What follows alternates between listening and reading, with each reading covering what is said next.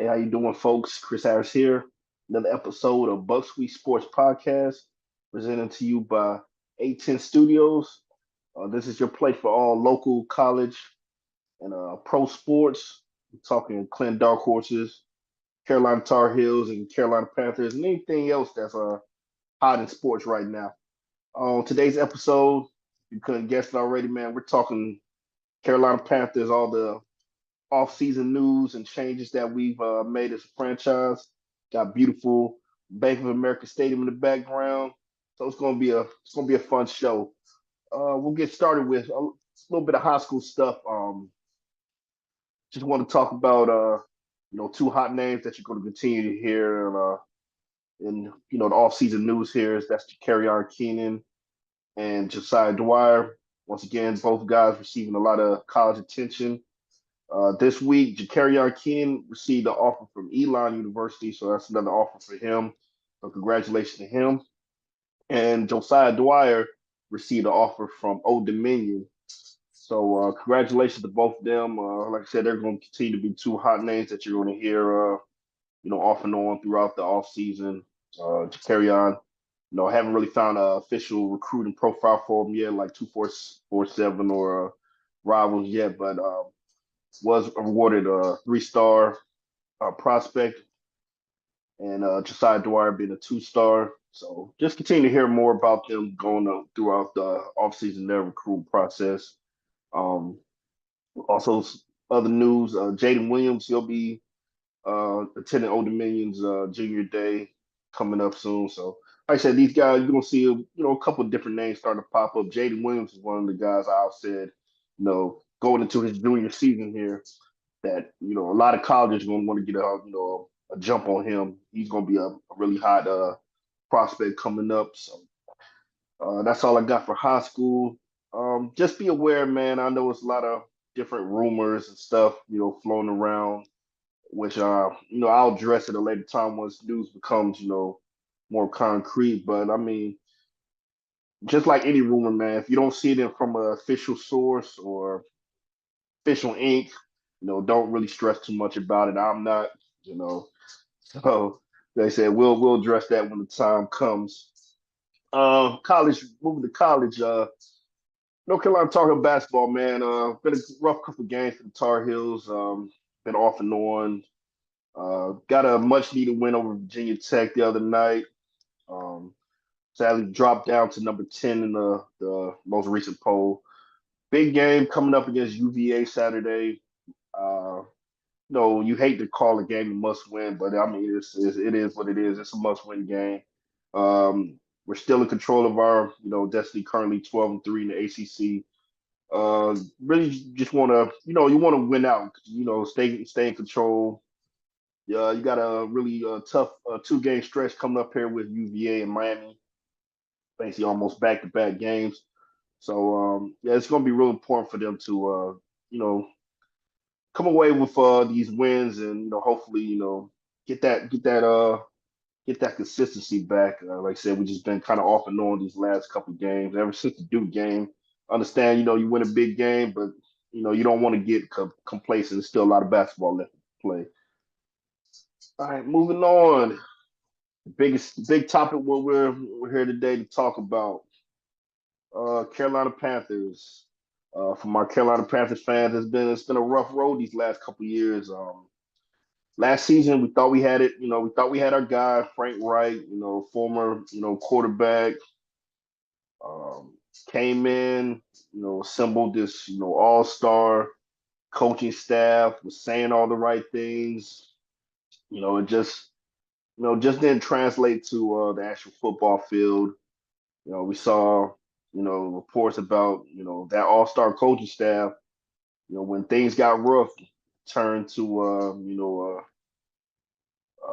they said a Hunger Games type mentality. I don't know if any of you guys, ever seen the Hunger Game movies. Basically, it's pretty much saying it was you know, throwing this guy on the bus and save myself type of, mentality going on in that locker room as far as the coaches go. So, and basically everything just imploded on Frank Wright. Ended up getting fired.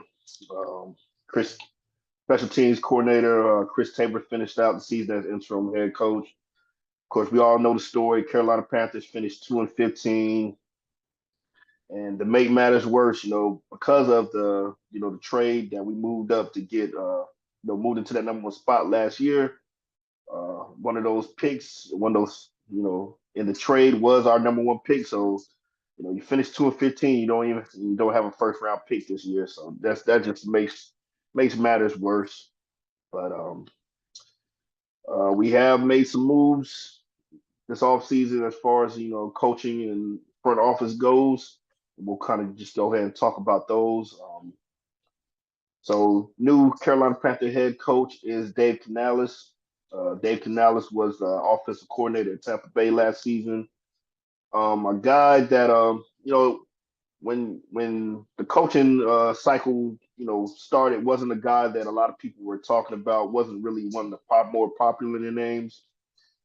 Um, as far as I remember reading, Carolina was basically his only interview that he took.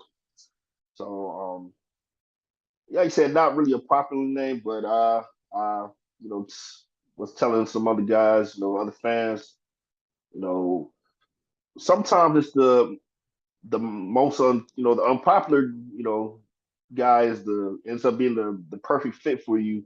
And a good example was Dan Campbell with Detroit Lions a couple years ago. He was not a big time name, wasn't somebody that was mentioned on you know and during that coaching cycle, one of the guys that was mentioned, he wasn't even a coordinator. He was the tight ends coach, in New Orleans. So wasn't really a popular pick when Detroit hired him. But I mean, look at the what he's done in the last couple of years. Taking Detroit from where they were to the NFC Championship game. Really should have won that game, but just go show like don't frown too much on the unpopular pick. And sometimes it's the perfect fit for you. So just a little bit on Dave Canales. Dave Canales, 42 years old. He got his first start really big time serving under Pete Carroll at USC in 2009. He is a West Coast guy, born in California, played ball in California. Served under, like I say, must have made a good impression on Pete Carroll because when Pete moved to Seattle to become the Seattle head coach, Dave was on his staff, served in a bunch of small offensive roles for from 2010 to 2017. I mean, wide receivers coach, running backs coach, just little assistant coordinator positions. Um, was a part of that Super Bowl winning Seattle team. Like I said, on the staff. So has that experience. Worked with Russell Wilson. Worked with Doug Baldwin, all those guys. Um, from 2018 to 2022, kind of got his first kind of big break where he got moved up to a quarterback coach and a passing game coordinator. Uh, this was with the guy that was working with Geno Smith. Helped Geno Smith have the best. Geno Smith was a guy that we looked at as a journeyman backup quarterback, never really that guy. But under worked with Geno Smith that year, and Geno had his best year of his career, which I would say probably had some influence on their Tampa Bay choosing to hire Canales as their offensive coordinator in 2023 this last season. And in Tampa Bay, worked with Baker Mayfield, another quarterback who a lot of people were writing off and pretty much thinking this is he's about to be another just journeyman guy that's going to be washed up and bounce from team to team to team. Helped Baker Mayfield have one of the best seasons of his career. Helped Tampa Bay make it to the playoffs, win the NFC South, and make it in a divisional round appearance. So that's just some of the stuff Dave Canales has done this last couple of years that have led him to having the opportunity to become the Carolina Panthers head coach. So from what I've seen from him, a guy high energy, Someone that I feel like he's going to be really good for Bryce. Bryce is going to need a guy, quarterback whisperer, somebody that really going to help pull the best out of him. And I feel like Coach Canales is definitely can be that guy. So I'm definitely optimistic about the hire. Um, like I said, I know it wasn't the most popular guy out there, especially when you got people like Mike Vrabel and Bill Belichick and Dan Quinn and all these guys. But I feel like he could definitely be the right fit for us. So I mean, definitely looking forward to seeing what he can do. Um, Other than head coach, we have a new GM as well. New GM is Dan Morgan. Yes, not an unfamiliar name as he served as the assistant GM under Scott Fitterer for these last couple of years, and also former Carolina Panther great. But yes, Dan Morgan is our new GM. A little bit about Dan, 45 years old, former Panther linebacker. Played on one of the first Carolina Panthers Super Bowl appearing teams. In that game, set an NFL Super Bowl record with 25 tackles, 18 uh, 18 solo, 7 assisted. So that still stands as a Super Bowl record. Uh, Great linebacker, man. I feel like he kind of like Luke Kuechly, kind of had his career cut short because of injuries, concussions, other stuff like that. But as an executive, he's worked with Seattle as a scout. Um, that's where the relationship with him and Dave Canales, kind of started. What's it? Dan, he was a part of those the Super Bowl winning Seattle teams. Um, was also worked with Buffalo as in the front office with them. We hired him in 2021 to serve as assistant GM under Scott Fitterer. So that's what he's been doing these last couple of years. I understand. Once again, I understand the negative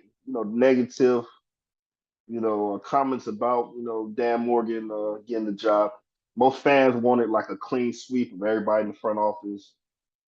And like I said, I'll say this about Dan. At the end of the day, all the decisions, good or bad, Scott Fitterer was the guy that pulled the trigger. None of us really know how much power or influence um, assistant GM has.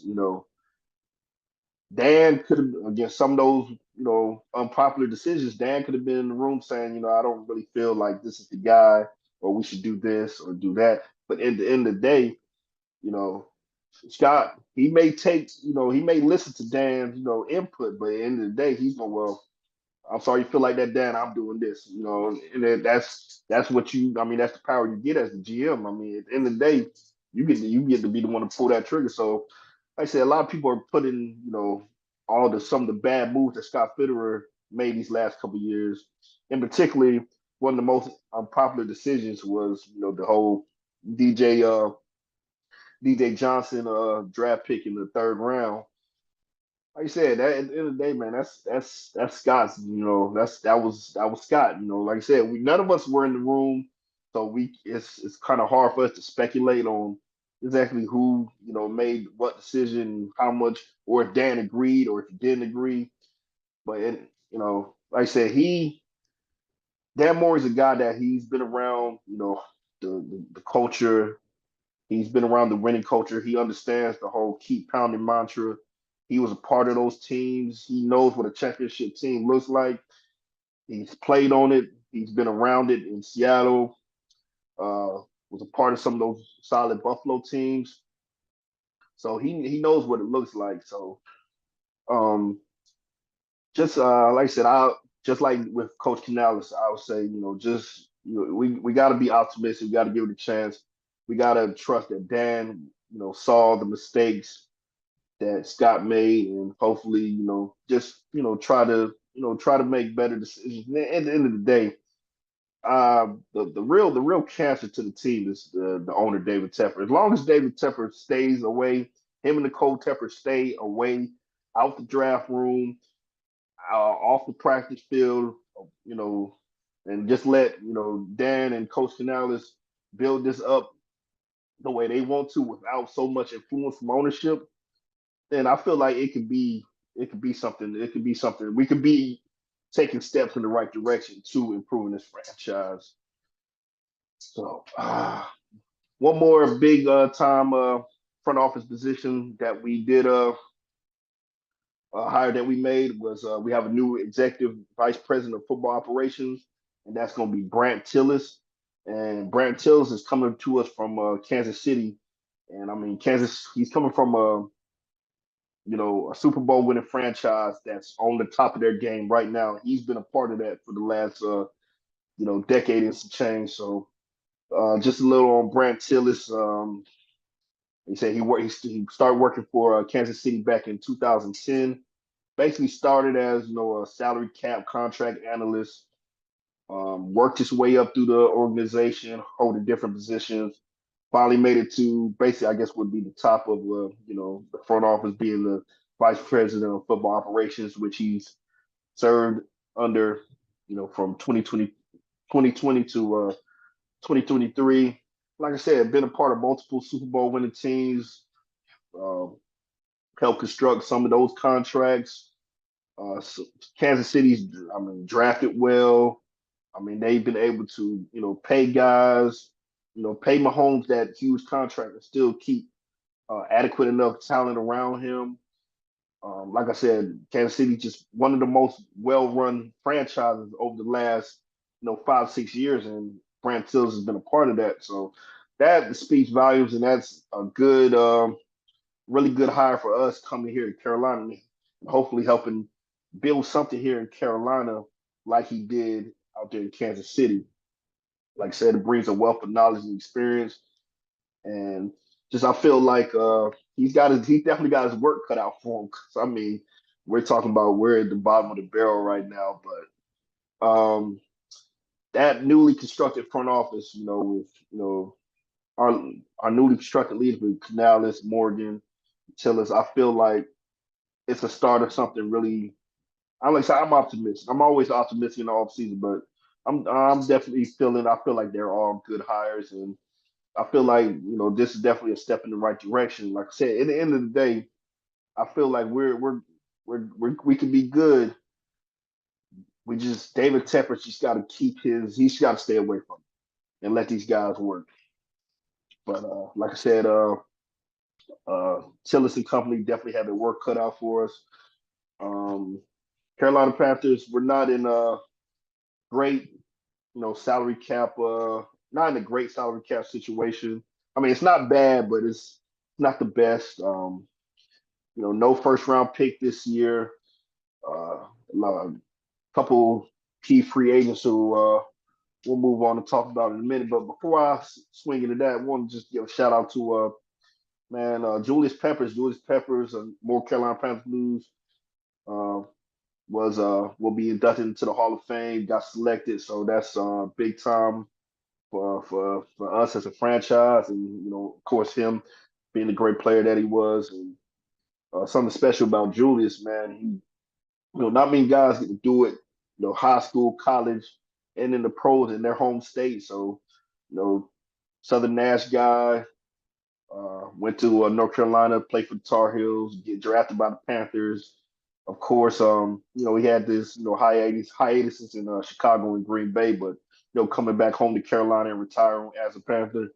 So like I said, great for our franchise. We got some guys that have played with the Panthers that are in the Hall of Fame, but we can't really claim, Kevin Green and Reggie White and even Sam Mills. Sam Mills, would I would most say his prime was a part of the Dome Patrol down there in New Orleans as a Saint. But I mean, of course, I'm not, knocking Sam Mills being a ton to this franchise. The whole "Keep Pounding" slogan, statue out front of the stadium. But yeah, it's kind of hard for us to claim him. Even though us in New Orleans go back and forth about him. But Julius Peppers is it's no doubt about it. That's us. That's Carolina Panther. So seeing him go to the Hall of Fame was great. Also, I feel like my boy Steve Smith, he's gonna get in there. He's been up for in a couple rotations. I feel like he's due, especially with Andre Johnson getting in this past rotation, and somebody else that's gonna be, I feel like, is gonna get in soon. Luke Kuechly, Patrick Willis made it in this rotation as well. Luke's finally up for next year. If you look at Luke Kuechly and Patrick Willis's career numbers and their accolades, they basically align with each other. With honestly Luke kind of having a slight edge with that Defensive Player of the Year award and his linebacker with the number of interceptions that Luke had. You don't really see that too often. So I feel like Luke's definitely has an opportunity to become a first ballot guy. So with JP, with Julius Peppers going in, hopefully Steve Smith getting in and Luke Kuechly getting in. I mean, it's good to see Carolina Panthers, true blood Carolina Panthers getting those gold jackets. But I just wanted to talk about that real quick. Back to some of this offseason stuff for the Panthers. Some of our notable free agents, not all of them, but some of the just guys I kind of pinpointed. Notable free agents that are on our team: wide receiver DJ Chark, wide receiver Laviska Shenault, uh, offensive, my bad, outside linebacker, Brian Burns, outside linebacker Marquise Haynes, outside linebacker Terry Gross Matos, linebacker Frankie Louvu, cornerback CJ Henderson, safety Jeremy Chin, and safety Sam Franklin. We got some other guys, but these are just some of the more notable guys that kind of saw hit the field a lot more. Um, Looking at this list, the biggest name that stands out is Brian Burns. Brian Burns has dominated the news as of late with contract talks. The talks are he's asking for around 30 mil a year, which would put him up there in that range of the Max Crosby's and the T.J. Watts and the Nick Bosa's, and common consensus with social media Carolina Panther fans are he's not worth that amount, and I'm not agreeing, I'm not disagreeing. Um, my opinion, I feel like uh, if this is something that should have been handled you know a while back, because I feel like at this point in time is I guess he's feeling like he's got the leverage because our lack of options. But uh, I was hoping it'll be more of a something more agreeable, like a 25, 24 a year type range, kind of kind of around Montrez Sweat in Chicago, something around that. But uh, for all reports, both sides are nowhere close to anything. So it's more and more likely looking like possibly a franchise tag, maybe. But get into our salary cap situation. Carolina Panthers estimated to have around 28 million in cap money to work with.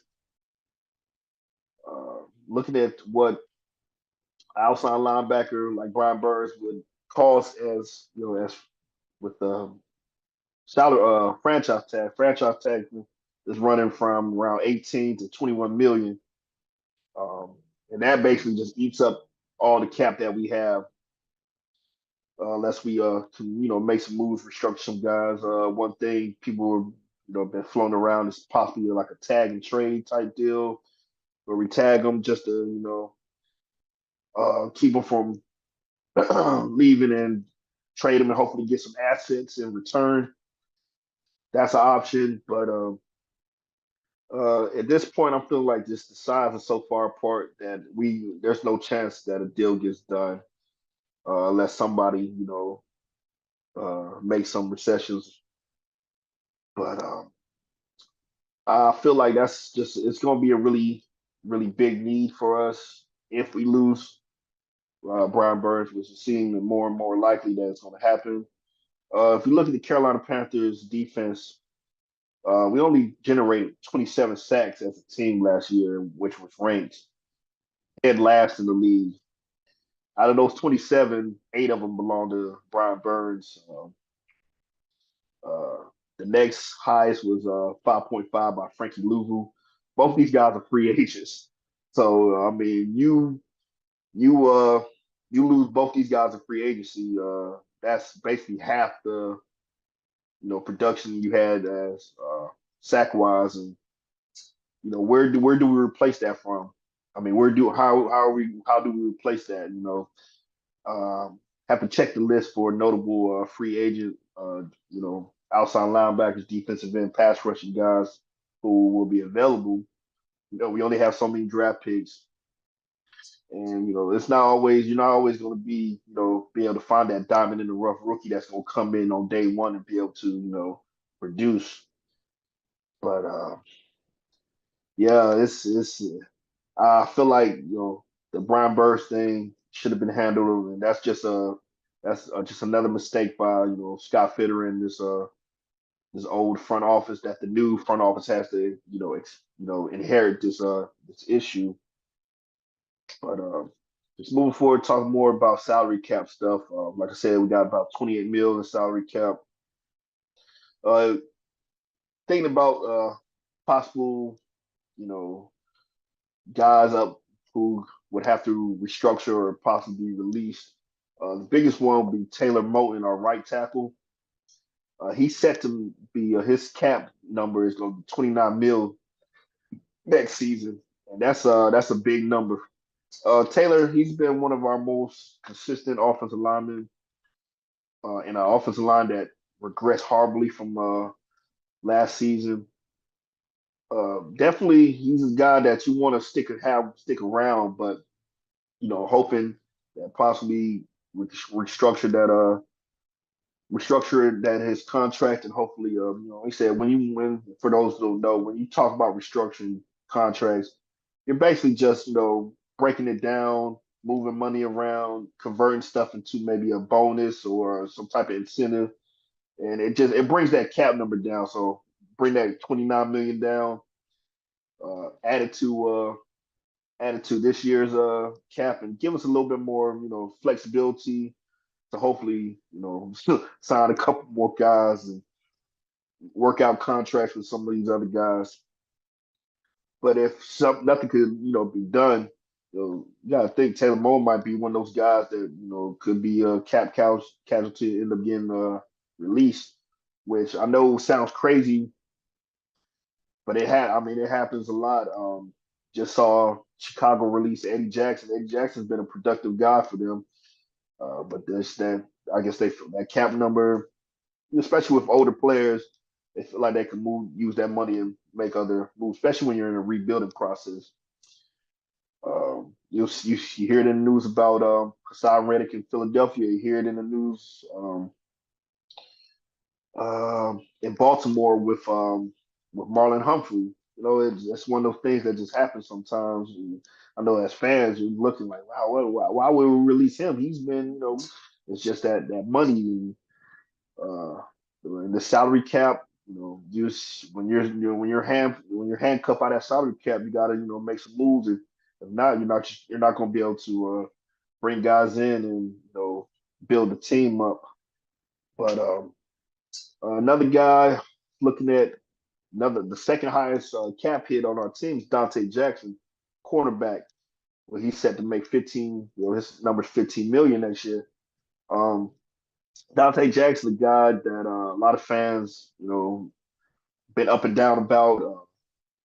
A lot of people feel like the team prioritized him over, keeping Stephon Gilmore and keeping Stephon Reddick a couple years ago, and paying him like he's a number one corner. But I mean, it's been proven on the field that he's not that guy. He's not a number one. Solid number two if he could just stay healthy. And that's another issue. Just can't stay on the field enough. So definitely a guy that's that, the front office is going to probably approach about restructuring, or I don't see them getting rid of him because our defensive back room. I mean, you got J.C. Horn, you got Dante Jackson, and after that, it kind of just falls off. And I don't feel like they would move on from Dante without having a plan. And like I said, I mean, it's only so much money we have to work with. And you already got and I know C.J. Henderson wasn't hasn't been that impressive since coming to Carolina in that trade. But I mean, he's already a free agent.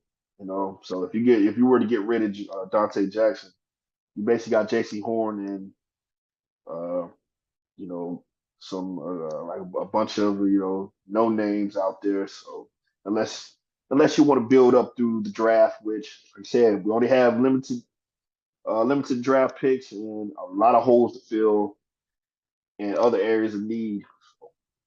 It's just one of those things that like I said, the front office, Dan Morgan, Brant Tills, they got their work cut out for them making some of these decisions. Like I said, it's easy for us fans to sit here and say what we should do and what this, but at the end of the day, we're not working the books. We don't understand the numbers. So, uh, looking at more uh, free agent and draft needs, I feel the biggest one is going to be offensive line. That's my main concern.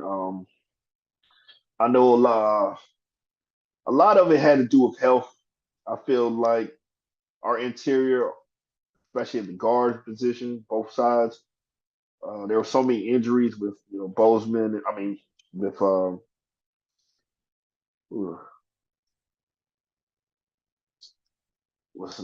Bozeman struggled because of the injuries to Austin Corbett. Yeah, the name just it escaped me for a minute. Austin Corbett's injuries really, and I say Bozeman at the center position having to work with backup guards like Chandler Zavala, who just wasn't ready, and K Mays, who regressed, and other guys who, names you don't even remember, just thrown out there.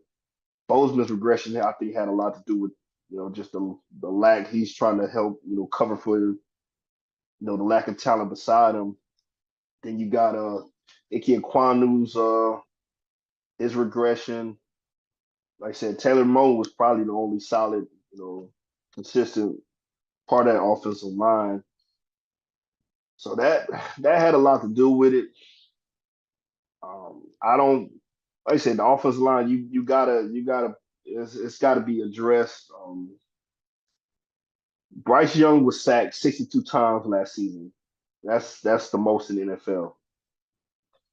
They already, critics already harp on his lack of size and durability, and you know, even though he only missed one game, you still don't want your quarterback, taking that many hits. Um, so that's definitely something that has to be improved. And like I said, with so many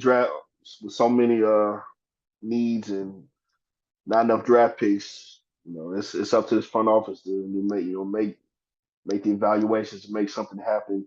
Next biggest need I feel will be the wide receiver group. And it's just, it was just a really uninspired looking group on paper. And it's not often you see like, oh yeah, that doesn't look good. And it definitely didn't look good on the field. With respect to Adam Thielen, who, a lot of people knocked on his age, had one of his best seasons of his career. Um, was solid, probably the most solid, most consistent piece we had in the wide receiver room. Like I said, it's just a really uninspired group from the wide receivers, and I'll group the tight ends with them. Um, Definitely, that's it's got to be upgraded, man. Offense line, wide receivers, to a young, quarterback. If you want Bryce to really, progress and take that next step, those are two things that have to get better. We were 32nd in, passing offense last season. Total offense was last in the league. Basically, most of the important offensive statistics, team statistics, we were last in.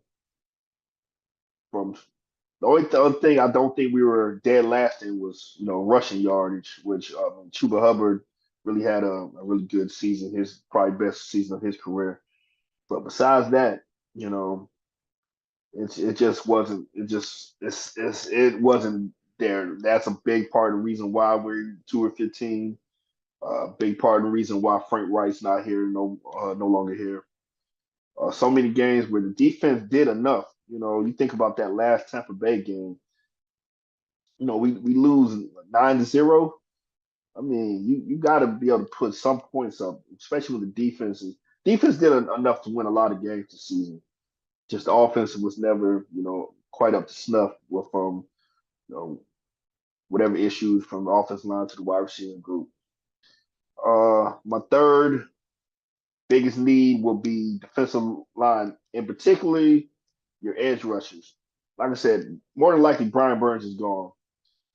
With Brian Burns gone, who's the guy who steps up and be is the guy. If you can't really attract any big time free agent and you got some rookies coming in, DJ Johnson, they for what we gave up to pick him, just really didn't see much out of him. Maybe Amari Bono, which he kind of showed flashes that once, his rookie year, but really nothing really consistent. Like I said, Brian Burns, Marquise Haynes, Tigros Matos, Frankie Louvu, they're all free agents. If none of these guys get re-signed, where's the pass rush coming from? So that's just something, the big top three things that I'm really seeing that we really have to address in free agency and in the draft. Um, Moving on,